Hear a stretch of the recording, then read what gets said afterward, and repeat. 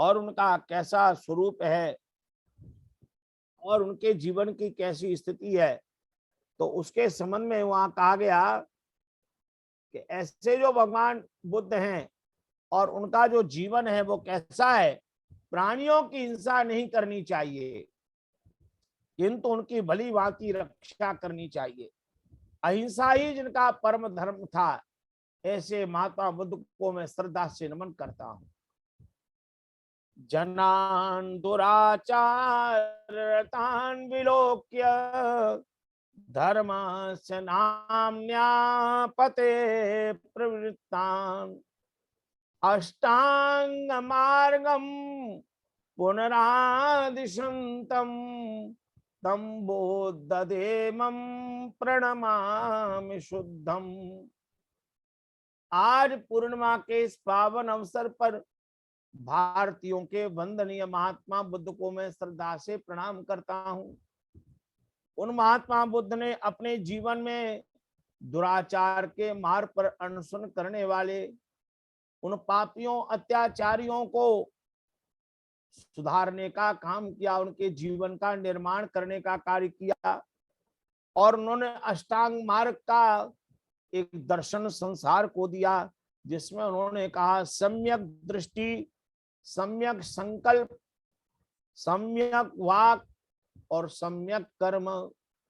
ये महात्मा बुद्ध का अष्टांग योग प्रसिद्ध है और उन्होंने अपने जीवन में उन दैवीय गुणों की साधना की, उन गुणों को अपनाया और उन्होंने क्या कहा, न ब्राह्मण कोपि भवेद विजात्या वर्ण व्यवस्था गुण कर्म मूला सुखंडयन्तम खलु जाति भेदम तम बोद्धदेमं प्रणमामि शुद्धम।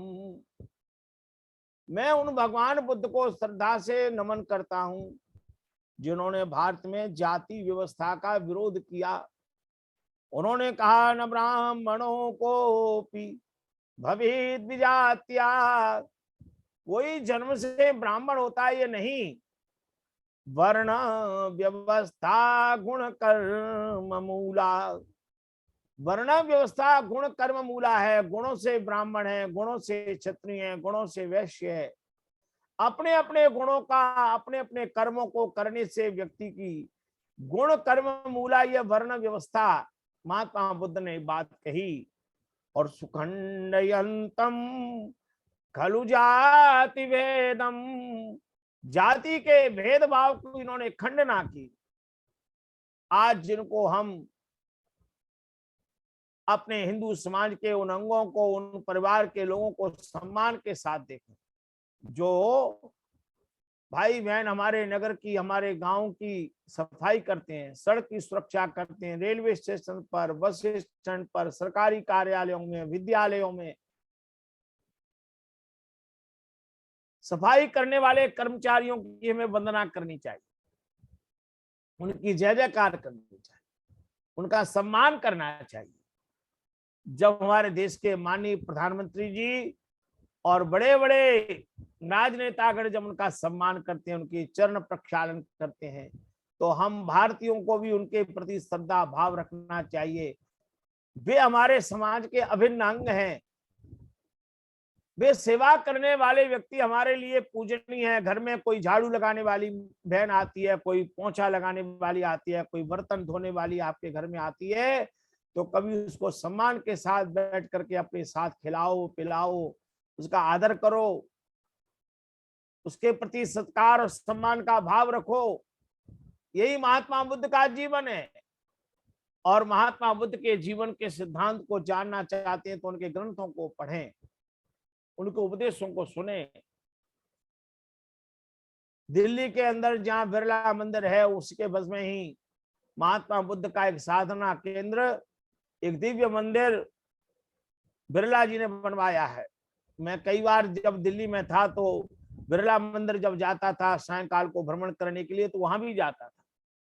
वहां रहने वाले अनेक लंका से आने वाले बौद्ध भिक्षुओं के साथ चर्चा होती थी। वो दिल्ली विश्वविद्यालय में पढ़ रहे हैं, पीएचडी कर रहे हैं, अनुसंधान का काम कर रहे हैं।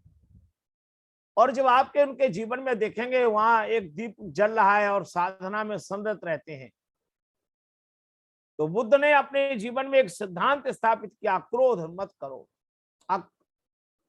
धम्म पद को मैंने एमए के अंदर पढ़ा था, वहां पाली भाषा के अंतर्गत उनके जो भिन्न भिन्न उपदेशों का संकलन है, उसमें एक श्लोक मुझे याद आता है, नई वैरेण वैराणी सम्मन्ति कदाचन अवेरेण सम्मन्ति एष धम्मो सनातन। ये धम्म पद का श्लोक है। बुद्ध क्या कह रहे हैं, कितनी बड़ा सिद्धांत कह दिया, नई वैरेण वैराणी सम्मन्ति कदाचन। वैर से वैर समाप्त नहीं होता, वैर करने से, और आपके प्रति जिसने वैर किया है, द्वेष भावना ईर्ष्या रखी है, आप भी वही ईर्ष्या द्वेष और वैर भाव रखेंगे, शत्रुता रखेंगे, तो उससे उसका संवर्धन होगा। अवैरेण सम्मन्ति, अवैर के द्वारा ये सुख होता है। एष धम्मा सनातन, यही सनातन धर्म है। यह है बुद्ध की पवित्र वाणी। और उनके जीवन में वर्णन आता है, वो रास्ते पर जा रहे हैं, अंगुलीमाल राक्षस बैठा है और अपनी तलवार से आने वाले रागीरों की उंगलियां काटता है। लोगों ने कहा, बुद्ध आप इस मार्ग पर न जाएं। बुद्ध ने कहा, क्यों? इसी मार्ग में जंगल में एक राक्षस बैठा है, लोगों की उंगली काट लेता है।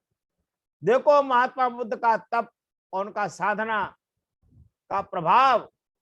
आगे बढ़ते गए उनके चरण, और जब सामने उंगली मार आया, उसने कहा, अब तो कोई शिकार आ गया, उंगली काटूंगा और देवी को प्रसन्न करके 101 उंगलियों की माला चढ़ाऊंगा।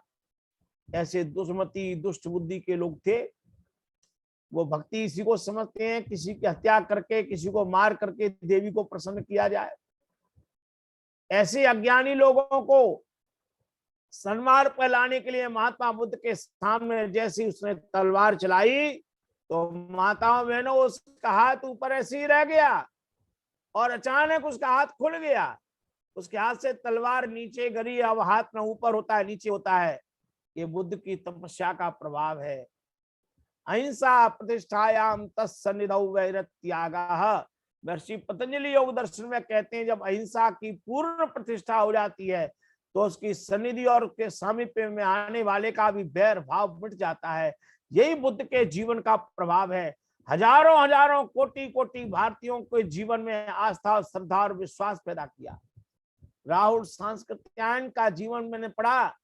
वो प्रारंभ में आर्य समाज के ही विद्वान थे, उपदेशक भी रहे, साहित्य भी पढ़ा, और कालांतर में वो श्रीलंका में गए और बौद्ध मठ के अनुयायी बन करके उन्होंने इतना बड़े बौद्ध साहित्य पर अनुसंधान किया। तिब्बत तक गए, वहां मठों में विचरण किया।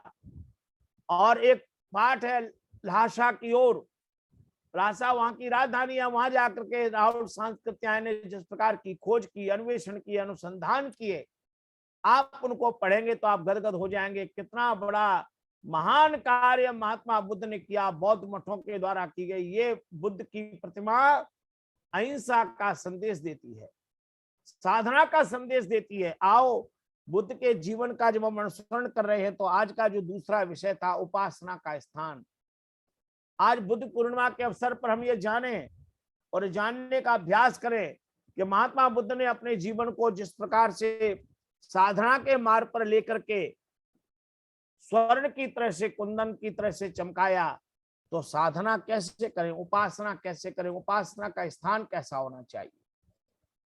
तो महर्षि श्वेतासूत्र ने, श्वेतासूत्र उपनिषद के दूसरे अध्याय का ये 10वां श्लोक है। और महर्षि श्वेतासूत्र कहते हैं कि जहां परमात्मा की उपासना करने के लिए बैठे हैं, तो वो स्थान कैसा होना चाहिए। उस स्थान की भिन्न भिन्न विशेषताओं का वर्णन करते हुए उसकी 7 विशेषताएं बता रहे हैं। 7 स्थानों पर बैठ करके भगवान की उपासना करें।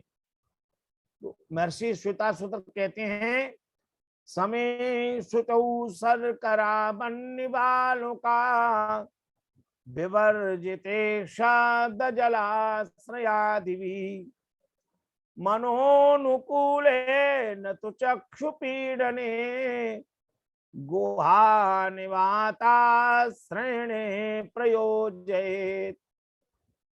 महर्षि श्वेता सुत कह रही है, भगवान की उपासना करने के लिए जब भक्त बैठे, साधक अभ्यास करे, तो साधना के मार्ग पर चलने वाले साधक को चाहिए इस समय पहला स्थान समय समतल भूमि होनी चाहिए जहां साधना करने बैठे। और वो भूमि की शुद्धता भी दो प्रकार की है, एक स्वाभाविक शुद्ध स्थान जैसे नदी है। अब नदियों के किनारे भारत की प्रमुख नदियां हैं, गंगा है, यमुना है, गोदावरी है, नर्मदा है। प्राचीन काल से ऋषि मुनि इन नदियों के किनारे बैठ करके ध्यान करते थे, उपासना करते। उपवरे गृणाम संगमे च नदीनाम धिया विप्रो अजायत। वेदवाणी इसको कह रही है। हमारे भारतीय ऋषि मुनियों ने इन्हीं नदी पर्वतों और वृक्ष में आंवला का पेड़ है, पीपल का पेड़ है, ये स्थान स्वयं शुद्ध हैं, स्वयं पवित्र है यहाँ। और एक होता है शुद्ध किया गया स्थान। अब आप अपने घर में हैं तो गाय के गोबर से लेपन करो उस स्थान को जहां साधना करनी है। आपके घर में गाय है तो बहुत अच्छी बात है, नहीं है तो गौ माता का गोबर लाइए, अपने घर को जहां संध्या करनी है, बैठना है, उपासना करना है, गाय के गोबर से लीपो। अब आपका घर यदि पहले से ही टाइल्स लगी है, संगमरमर लगा हुआ है, तो गाय का गोबर कहां से लगाएंगे? तो आप शुद्ध जल से उसको साफ कर लो और वहां छिड़काव कर ले और फिर वहां भगवान की साधना करने के लिए बैठ जाएं।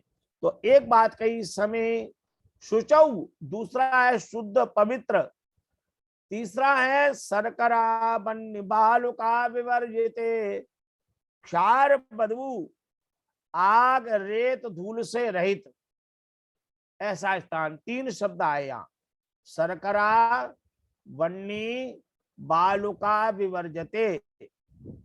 ऐसा स्थान होना चाहिए उपासना का जो क्षार और बदबू से रहित हो, जहां आग न लगे, जहां रेत और धूल न हो, क्योंकि प्राणायाम करेंगे, ध्यान में बैठेंगे तो ऐसे इससे रहित स्थान हो। और चौथी बात कहते हैं महर्षि श्वेता सुतर, शब्द जलाश्रयादि भी, और जहां कलकल ध्वनि करने वाले नदी, नद, जलाशय, झरना आदि के समीप स्थान हो साधना का। कितना सुंदर शब्द है, शब्द जलाश्रयादि भी, शब्दों के प्रतिध्वनि आ रही हो, झरनों की आवाज आ रही हो। ऐसे गंगोत्री है, यमुनोत्री है, अमरकंटक है।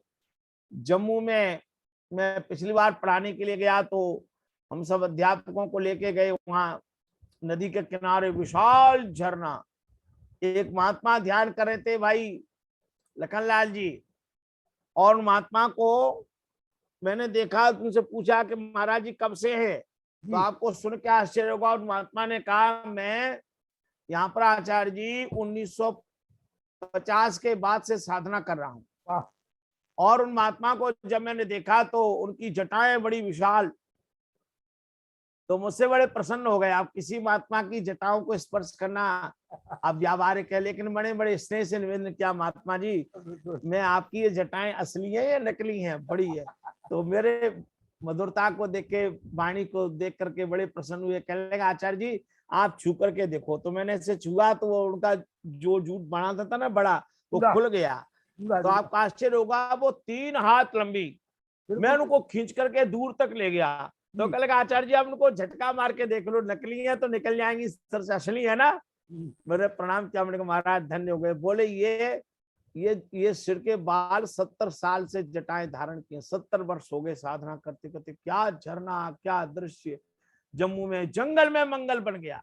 अब सरकार ने वहां तीर्थ स्थान बना दिया। महात्मा जी ने कहा जब मैं आया था तो कभी कभी महीने में कोई एक बार व्यक्ति कोई आता था, अब तो यहाँ प्राकृतिक वातावरण बन गया। ये महर्षि कह रहे हैं श्वेता सुतर। और ऐसा ही स्थान मैंने अपने विद्यार्थी जीवन में आप ऋषिकेश जाएं, गंगा नदी पार करके दूसरी तरफ महर्षि महेश योगी की कुटिया बनी है, और उन कुटियों में जब आप साधना करेंगे, मैंने अपने ब्रह्मचर्य अवस्था में वहां गया, छोटी आयु थी मेरी, और मैंने कुटियों में बैठ करके स्वयं देख वहां साधना की, जप किया गायत्री का, तो वहां गंगा नदी की कल कल की ध्वनि आवाज आती है। कितना आनंद का वातावरण है, ऐसे स्थान पर तो जाओ। तो महर्षि श्वेता सूत्र क्या कह रहे हैं? समौ सुचे संकरा वन्नी बालुका विवर्जिते शब्द जलाश्रयादि मनोनुकूले। पांचवी बात कहते हैं मनोनुकूले, मन का जहां अनुकूलता हो वो स्थान साधना का होना चाहिए। और छठी बात कहते हैं न तो चक्षु पीड़ने, जहां बैठ करके आंखों को कोई पीड़ा न हो, आंखों को कोई संताप न हो। जहां साधना करें वो स्थान ऐसा नहीं होना चाहिए कि वहां बैठने से आपको आंखों में दर्द हो, पीड़ा हो। ऐसा भगवान से प्रार्थना करनी है, ये ध्यान करना है। तो ऐसी हमारी आंखों की पवित्रता हो, ऐसा हम अभ्यास करें। और फिर क्या कहते हैं? सातवीं बात कहते हैं गुहा निवाता श्रेणे प्रयोजयित। ऐसी पवित्र गुफा का आश्रय लेकर के गुफाओं में बैठे ध्यान करें। ये हम भारतवासी कितने सौभाग्यशाली, हमारे प्राचीन ऋषि मुनि उन गुफाओं में बैठ करके ध्यान करते थे, उपासना करते थे। ये हम भारतीयों के लिए कितने गौरव की बात है, कितनी प्रसन्नता की बात है। तो एक बात ये और कही। अब देखिए महर्षि श्वेता सूत्र जो बात कह रहे हैं आदरणीय वानप्रस्थी पुरुषोत्तम दास जी, उसी बात को वानप्रस्थी जी भगवत गीता के 6ठे अध्याय का नाम ध्यान योग है। और भगवान श्री कृष्ण भगवत गीता के 6ठे अध्याय का ये 11वां श्लोक देखिए, और वहां क्या लिख रहे हैं? भगवान श्री कृष्ण कह रहे हैं शुचौ देशे प्रतिष्ठाप्य स्थिरमासनमात्मना नात्रुच्युतम नाति नीचम चैलाजेन कुशोत्तरम। कि भगवान श्री कृष्ण ने भी यही कहा, शुचौ माने पवित्र, देश में प्रतिष्ठा पे बैठ करके स्थिर आसन आत्मना, और वो आपका आसन स्थिर हो, नात उच्चतम, न बहुत ऊंचा होना चाहिए साधना का आसन, नात नीचम, न बहुत नीचा होना चाहिए। और तीन बातें कहीं, चेलाजना कुशोत्तरम, पहले नीचे कुशा का आसन हो, और उसके ऊपर इसकी आज मैं व्याख्या देख रहा था, पूज्य स्वामी राम सुखदास जी महाराज गीता प्रेस गोरखपुर का जो साधक संजीवनी भाष्य है उसको पढ़िए। पूज्य स्वामी जी हमारे देश के बड़े प्रसिद्ध सन्यासी, महान सन्यासियों में उनकी परिगणना होती है स्वामी राम सुखदास जी महाराज। उनके दिल्ली के बिरला मंदिर में जब व्याख्यान हुए, उन दिनों में मैं दिल्ली में था, तो मैंने उनके दर्शन भी किए और उनके व्याख्यान सुनने का सौभाग्य भी प्राप्त किया। तो स्वामी राम सुखदास जी ने साधक संजीवनी भाष्य में उस प्रकरण में लिखा है कि मरे हुए मृग की छाल कुशा के ऊपर बिछाएं, मार करके नहीं, जो हिरण अपने आप मर गया उसकी छाल है, मृग छाल, उसको बिछाएं और उसके ऊपर से वस्त्र आदि का हो, 3 स्थिति आसन की हो, नीचे कुशा, कुशा के ऊपर मृगशाला, मृगशाला के ऊपर साधारण गद्दीदार आसन रखें, कपड़े का हो, और उसको बिछाएं। उसमें स्वामी जी ने एक बात लिखी है, मृगशाला क्या करती है कि जब आप साधना में बैठते हैं, ध्यान में बैठते हैं, तो आपके शरीर से विद्युत तरंगें प्रभावित होती हैं, और मृगशाला में यह विशेषता है कि वो विद्युत तरंगों को जमीन की ओर गुरुत्वाकर्षण के सिद्धांत से प्रभावित होने से रोकती हैं, और वो तरंगें आपके शरीर में ऊर्जा का काम करती हैं, और वो तरंगें धीरे धीरे ऊपर को उठती हैं। तो आपके अंदर एक दिव्यता और एक ऐसा शरीर में ऊर्जा का केंद्र स्थापित हो जाता है। यदि ये न होगा तो आपके शरीर से निकलने वाली ऊर्जा पृथ्वी में समा जाएगी, ऐसा स्वामी जी महाराज ने वहां लिखा है। अब इसी प्रकरण में दूसरा श्लोक है, तत्रैकाग्रम मना कृत्वा यत चित्तेन्द्रिय क्रिया उपविश्यासने युञ्जात योगम आत्मविशुद्धये। वहां अपने मन को एकाग्र करके, तत्र एकाग्रम मना कृत्वा, अपने मन को एकाग्र करके, एक ही लक्ष्य है साधना, भगवान की प्राप्ति, जप करना। यत चित्तेन्द्रिय क्रिया, अपने इंद्रियां और चित्त को अपने वशीभूत करके, और आत्म विशुद्ध योगम उन्यात, अपने आत्म विशुद्धि के लिए योग की साधना करे। तो यहां भी भगवान ने 8 बातें बताई। शुद्ध भूमि, कुशा मृक्षाला का वस्त्र दो, और तीसरी प्रकरण में तीसरी बात कहते हैं आसन न अति ऊंचा न नीचा। चौथा स्थिर स्थापना करके, पांचवा आसन पर बैठकर, छठी बात मन को एकाग्र करके और चित्त और इंद्रियों की क्रियाओं को वश में करके, ये 7वीं बात है। और 8वीं कहते हैं आत्म विशुद्धि के लिए योग का अभ्यास करें। अब ये योग का जब हम ध्यान करें तो ध्यान में कैसे बैठना है और उसका वर्णन करते हैं। समम काय शिरोग्रीवम धारयन् चरम स्थिरा संप्रेक्ष्य नासिकाग्रम स्वम दिशश्चानवलोकयन् प्रशांतात्मा विगत भी ब्रह्मचारी व्रते स्थिता मना संयम चित्तो युक्त आसीत मत्पर। कहते हैं कि जब ध्यान में बैठना है तो कैसे बैठना है, कि एक बात कही, प्रशांत आत्मा, प्रसन्न मन वाले होकर के बैठे। कभी दुखी मन वाले होकर के साधना नहीं हो सकती। प्रशांत आत्मा होकर के साधना करने के लिए बैठे। तो एक शब्द याद कर लीजिए, प्रशांत आत्मा।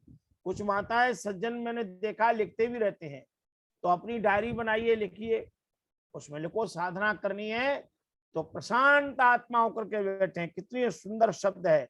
विगत भी, सारे भय का वातावरण निकाल दे, विगत भी हो जाए, कोई भय का वातावरण न रहे। अब इसका प्रयोग देखिए।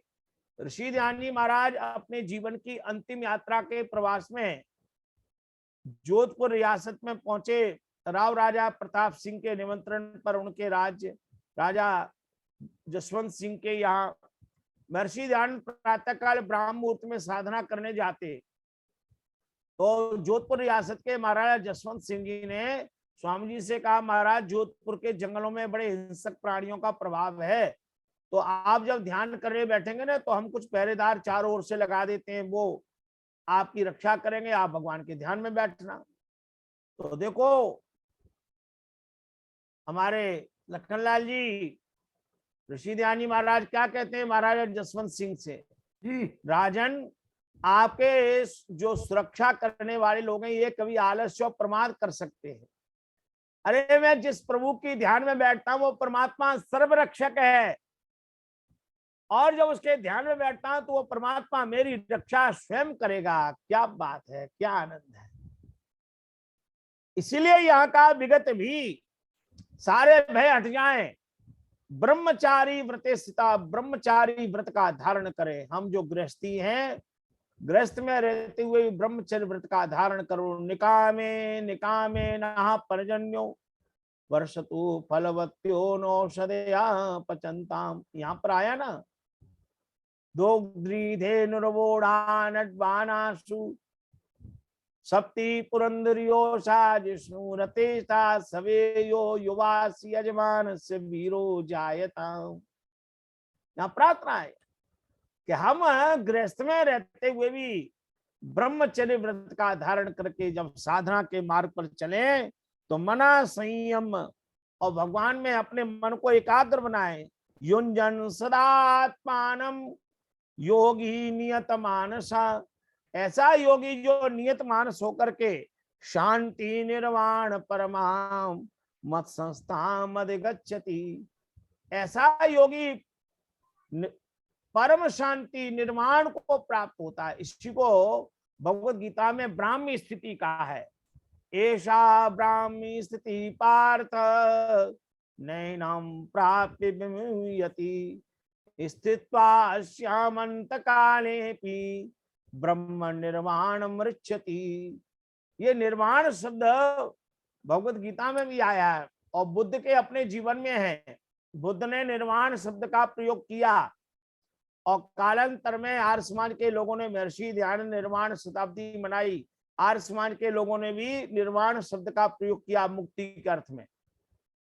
तो ये गीता में शब्द आया शांति निर्वाण परमाम, परम शांति निर्वाण को प्राप्त हो जाता है।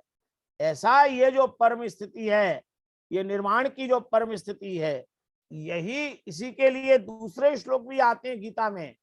युक्ता कर्म फलम त्यक्त्वा शांतिम आपनोति नैष्ठिकीम, अयुक्ता काम कारेण फल शक्तो निवध्यते। युक्ता जो पूर्ण रूप से कर्म योग में युक्त है, ज्ञान योग में युक्त है, भक्ति में युक्त है, ऐसा कर्म फलम त्यक्त्वा, कर्म के फल को छोड़ करके नैष्ठिकीम शांतिम आपनोति, नैष्ठिकी शांति को प्राप्त करता है। क्या सुंदर उपदेश है, क्या दिव्यता का भाव है। और एक बात और यहाँ कही कि जब कोई साधक बड़े से बड़ा दुराचारी हो, अपचे सदुराचारो भजते माम अनन्यभाक् साधुरेव समन्तव्या सम्यक व्यवसितो ईसा। कोई बड़ा पापी व्यक्ति है, दुराचारी व्यक्ति है, उसके जीवन में पहले कृष्ण पक्ष है, अब उसके जीवन में शुक्ल पक्ष का उदय हो गया, सत्संग में आ गया, लखनलाल जी के सत्संग उसको प्राप्त हो गया, मेहरौली के सत्संग में बैठ गया, अब उसको जीवन की प्रेरणा मिल गई, किसी संत की वाणी, किसी विद्वान की वाणी, वेद का उपदेश है ना, उपनिषदों का उपदेश, गीता का उपदेश उसके जीवन में समाहित हो गया। अब उसने पापाचरण छोड़ दिया है, दुराचरण छोड़ दिया, सन्मार्ग पर चल पड़ा। तो ऐसा सन्मार्ग के पथिक का वह पथिक जीवन में क्या प्राप्त करता है, इसी को योगेश्वर श्री कृष्ण गीता में कह रहे हैं। क्षिप्रम भवति धर्मात्मा शाश्वत शांतिम निगच्छति कौन्तेय प्रतिजानी नमो भक्ता प्रणिष्यति। बड़ी उद्घोषणा के साथ का क्षिप्रम भवति धर्मात्मा, वो शीघ्र ही धर्मात्मा हो जाता है। ऋषि ध्यान के सत्संग में आने के बाद अमीचंद धर्मात्मा बन गए। क्या बात है। जो अमीचंद शराब की बोतलों में डूबा हुआ है, जो अमीचंद ने अपनी धर्म पत्नी को घर से निकाल दिया है, ऐसा ऋषि ध्यान के सानिध्य में आकर के अमीचंद का जीवन की धारा बदल गई। और वही अमीचंद क्या गीत लिखता है, आज मिल सब गीत गाओ उस प्रभु के धन्यवाद, जिसका यश नित गाते हैं गंधर्व मुनि जन धन्यवाद। है ना, कूप में तालाब में सिंधु की गहरी धार में, क्या बात है, क्या प्रेम का विस्तार है, कैसे जीवन अमीचंद का बदल गया। इसी को भगवान श्री कृष्ण ने गीता में कहा, जो ऋषि ध्यान के जीवन में घटित हुआ। क्षिप्रम भवति धर्मात्मा, पापी से पापी व्यक्ति भी धर्मात्मा हो जाता है। रत्नाकर से वाल्मीकि बन गए, बड़े बड़े पापी अजामिल जैसे कथाएं आती हैं, उनका उद्धार हो गया और सत्वत शांतिम निगच्छति, वो प्रेम और शांति उनके जीवन में प्राप्त हो जाती है। अब जो उपासना करते हैं, भगवान के उपासना करने वाले योगियों का लक्षण क्या है, ये विषय है। अब पहचान क्या है, यही योग के मार्ग पर चल रहा है, ध्यान के मार्ग पर चल रहा है, तो इसके जीवन का क्या मार्ग है, उस मार्ग का वर्णन करते हुए एक बात यहाँ कह रहे हैं, महर्षि श्वेताश्वतर कह रहे हैं, निहार धूमार्क अनिलानलानाम खद्योत विद्योत स्फटिका शशीनाम एतानि रूपाणि पुरस्सराणि ब्रह्मण्य अभिव्यक्ति कराणि योगे। ये श्वेतासुतर उपनिषद के दूसरे अध्याय का 11वां श्लोक है।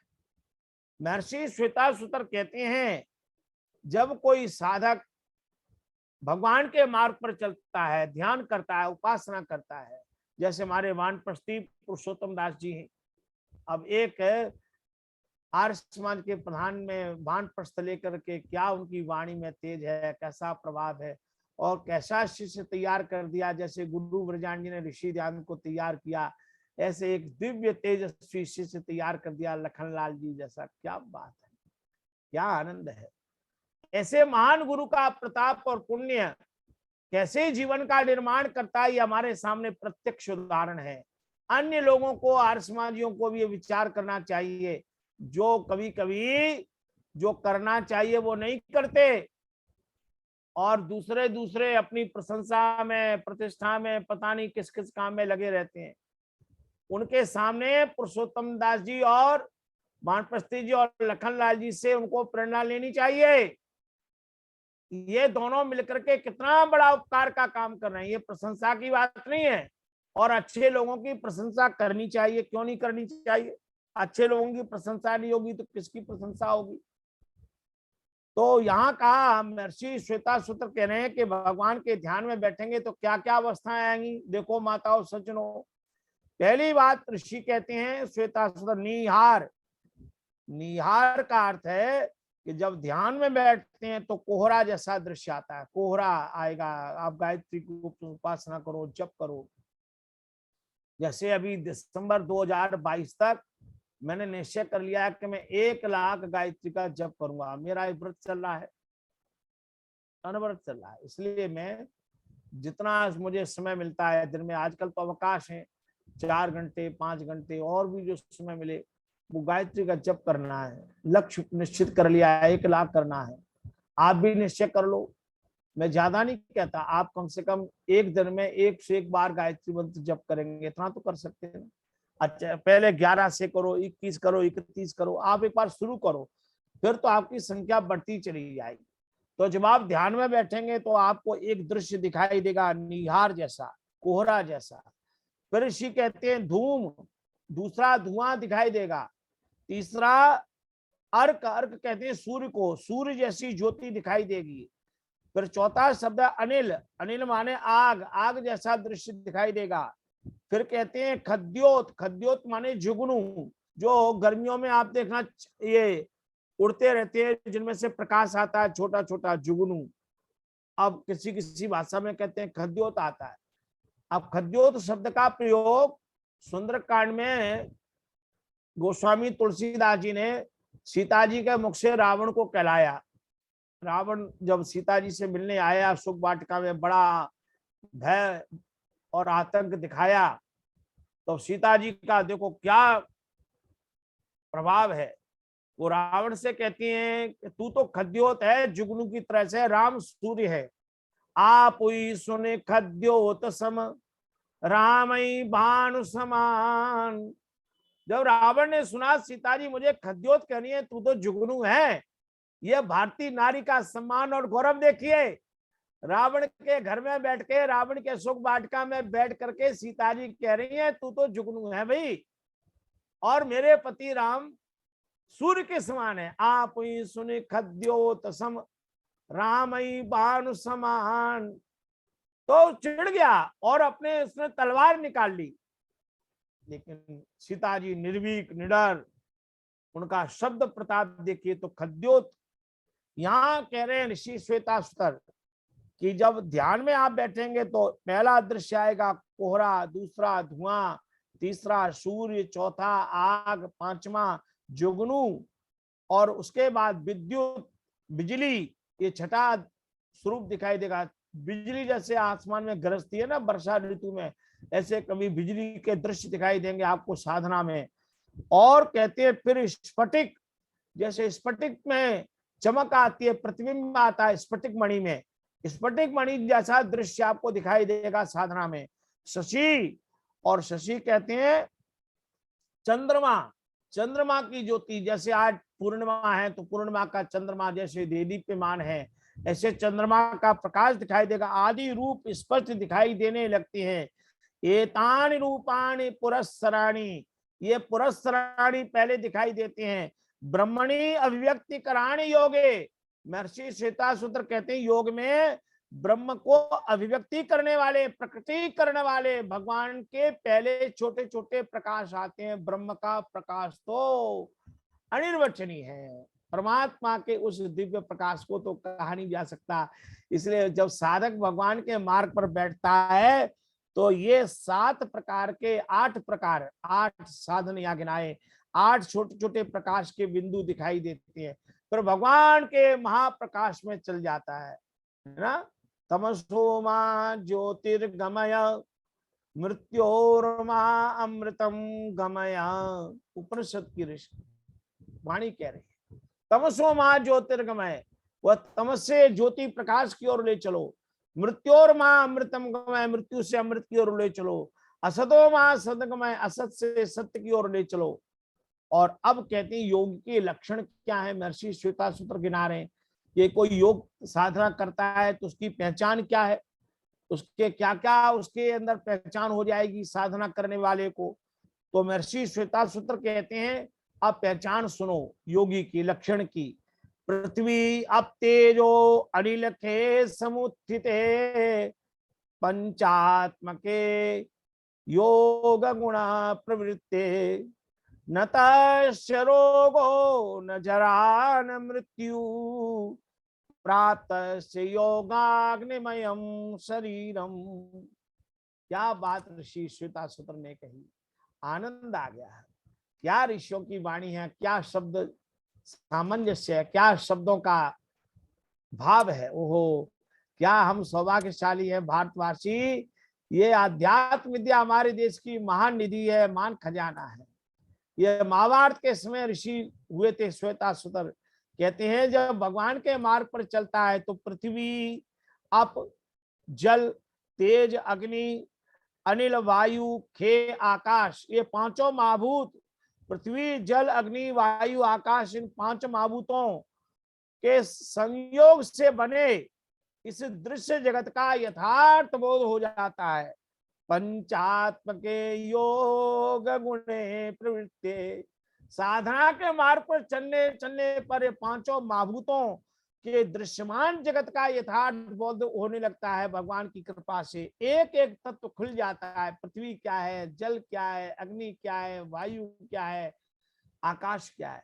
और अभी समय नहीं है, अब समय का अभाव है कि एक एक तत्व से शरीर में 5-5 चीजें बनी है लखनलाल जी। जी। तो पृथ्वी से 5, वायु से 5, जल से 5, अग्नि से 5, 5 5 25, 25 शरीर के अंग बने हैं इन 5 महाभूतों से। तो महर्षि श्वेतासूत्र कहते हैं जब इन 5 तन्मात्राओं का भी उसे बोध हो जाता है तो वो योगी का स्वरूप क्या हो जाता है। तो 3 बातें कहते हैं, न तस्य रोगो, ऐसे योग की अग्नि से जिसका शरीर कुंदन बन गया है, शर्मा जी ठीक, और वो कुंदन जब शर्मा शरीर जी, बन जाता है शर्मा जी, तो न तस्य रोगो, फिर उसे कोई रोग नहीं होता, शर्मा न जी, जरा, न बुढ़ापा आता है, न मृत्यु, न उसके लिए मृत्यु है। मृत्यु का अर्थ अकाल मृत्यु नहीं होती, मृत्यु तो होनी है शर्मा जी, लेकिन वो साधारण मृत्यु नहीं होती, दिव्य शर्मा जी, मृत्यु होती है। एक बार मृत्यु हो गई शर्मा तो जी, सदा कल सदा के कल मुक्त हो गए। बाकी जो ऐसी विषय, 3 अवस्थाएं शर्मा जी, प्राप्त हो कल जाती हैं। तो न तस्य रोगो न जरा न मृत्यु प्राप्त योगाग्निमयम शरीरम, योग की अग्नि से उसका शरीर चमक जाता है। शर्मा जी, हाँ जी जी, आज 9 बजे तक, कल जो है जो विषय रह जाएगा कल आपका पूरा समय और बढ़ा दिया जाएगा थोड़ा सा, ठीक है जी। तो तो अभी हाँ एक बात कह के अपनी वाणी को विराम कर रहा हूं जी 2 जी, मिनट कर लीजिए, में। कर लीजिए, कर लीजिए। तो ये जो बात है ये बड़ी महत्वपूर्ण है। अब योग के मार्ग पर चलता है तो उसके लाभ क्या मिलते हैं, लाभ की बात सुन के वाणी को विराम में दूंगा। महर्षि श्वेतासूत्र कहते हैं कि लाभ क्या होता है, उसको योग करने वाले को लाभ क्या क्या मिलेगा। तो कहते हैं लघुत्वम आरोग्यम अलोलुप्तम वर्ण प्रसादम स्वर सौष्ठवम च गंधो शुभम मूत्र पुरीशमल्पम योगा प्रवृत्तिम प्रथमां वदंती। महर्षि श्वेताश्वतर कह रहे हैं कि जब कोई साधक भगवान के भक्ति मार्ग पर चलता है, साधना मार्ग पर चलता है, योगाभ्यास करता है, तो पहला वरदान क्या मिलेगा? लघुत्वम, उसका शरीर हल्का होने लगता है, ये लघुता का वरदान पहला मिलता है। और दूसरा आरोग्यम, शरीर में आरोग्यता, निरोगता आने लगती है, दूसरा वरदान मिलता है। तीसरा वरदान क्या मिलेगा? अलोलुप्तम, लोलुप्तम कहते हैं चंचलता को, उसका विलोम हो गया अलोलुप्तम, उसका लालच का त्याग हो जाएगा, चंचलता का विराम हो जाएगा। अब इंद्रियों में चंचलता नहीं रहेगी, इंद्रियों में स्थिरता आ जाएगी, मन में भी स्थिरता आ जाएगी। और वर्ण प्रसादम, और उसका जो रूप रंग है ना, बाहर की आकृति, उसमें निखार आ जाता है। क्या बात है! ऋषि ध्यान जी का चित्र देखो, गदगद हो जाओगे। महात्मा बुद्ध का चित्र देखो, प्रसन्न हो जाओगे। क्या स्वामी ध्यान जी कोई क्रीम पाउडर लगाते थे क्या?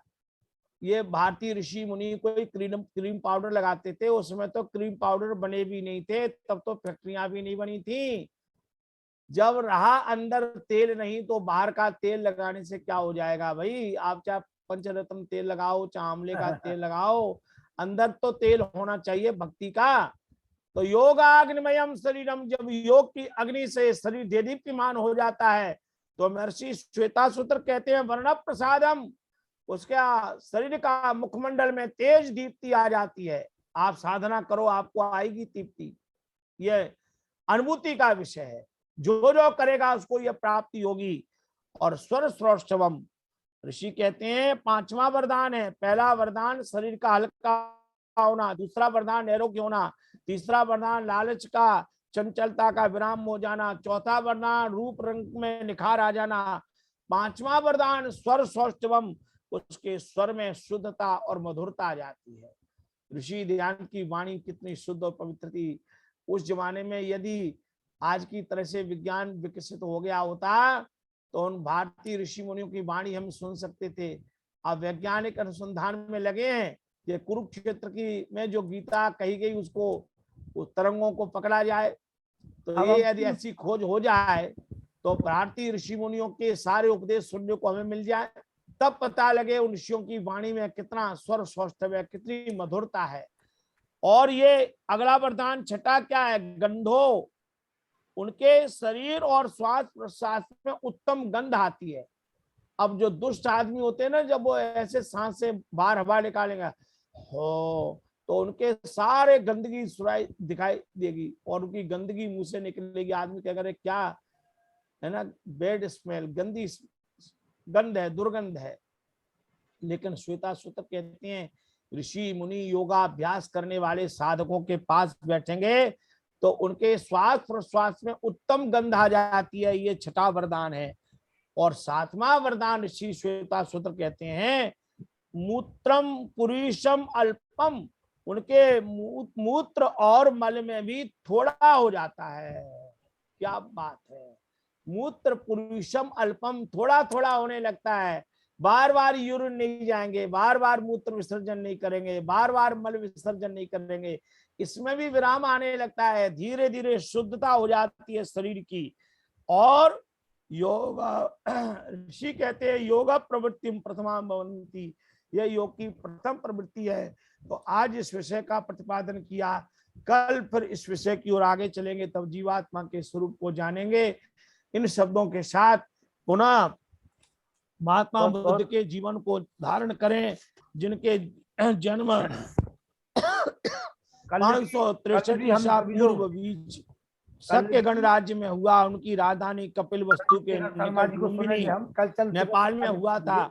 और उनके पिता शुद्धोधन, और उनके जन्म के 7 दिन बाद माता माया देवी का निधन हो गया। सिद्धार्थ की सौतेली माँ प्रजापति गोमती ने उनका पालन पोषण किया। उनका विवाह 16 वर्ष की आयु में हुआ दंडपाणी शाक्य की कन्या यशोधरा के साथ। उनका एक पुत्र था राहुल। हमारे बीच में और कपिल वस्तु से जब वो निकले तो उनके जीवन में किस प्रकार के परिणाम आए वो मैंने सब आपको सुना दिए। ऐसे डॉक्टर महात्मा बुद्ध को हम श्रद्धा के साथ प्रणाम करते हैं और उनके जो 8 कल संकल्प थे आपको वो एक सुनेंगे, बार कल बोल फिर देता से हूँ। सुनेंगे आपको। सम्यक दृष्टि, सम्यक संकल्प, सम्यक वाजी, सम्यक कर्माण, सम्यक आजीव, सम्यक व्यायाम और सम्यक स्मृति और सम्यक समाधि। ये उन्होंने जीवन में 8 प्रकार का अष्टांग योग धन्यवाद, की बहुत चर्चा बहुत की। धन्यवाद इन आपका शब्दों जी। के साथ ओम शांति शांति शांति।